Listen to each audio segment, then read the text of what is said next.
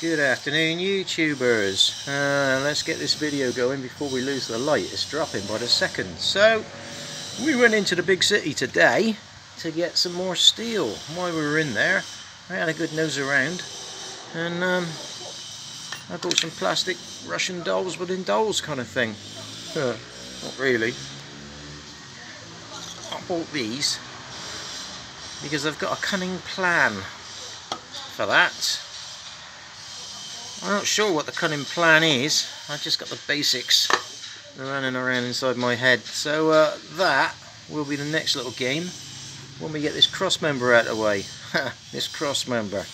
So yesterday I was 30 centimeters short of making the last piece. So we went down to the steel shop to get the 30 centimeters. But the 30 centimeter piece also comes with 5.7 meters of extra steel. So I've been driving around Thailand with 3 meters of steel hanging out the back of the bus, which is good fun.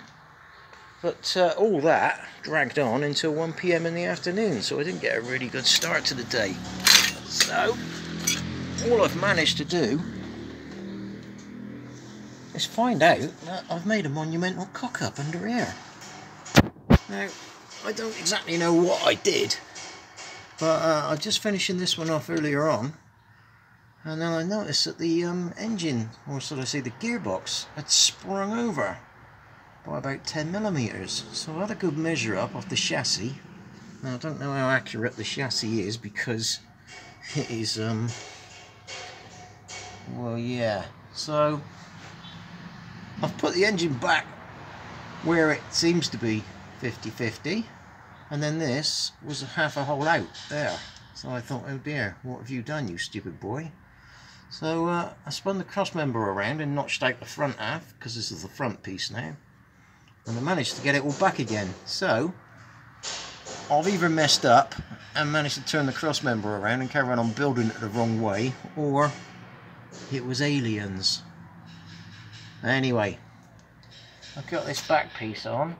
Only problem with that was it was a little bit too wide. It wouldn't meet up with the ring here, so I've had to shave a couple of millimeters off of that to bring that back in. And then the upshot of that is now a very large gap down the back of there. So I'm probably just going to have to scrap that lug on that side, weld it on the outside to take up the space, and start again. But this is the joys of amateur bodgery, I suppose. You have to fix it as you go along. So that's pretty much all I've got to show for today. It's not a lot, but then this stuff doesn't do itself. So I'm going to crack on for a little bit until it gets too dark, and then I'll catch up with you guys tomorrow. Cheerio now.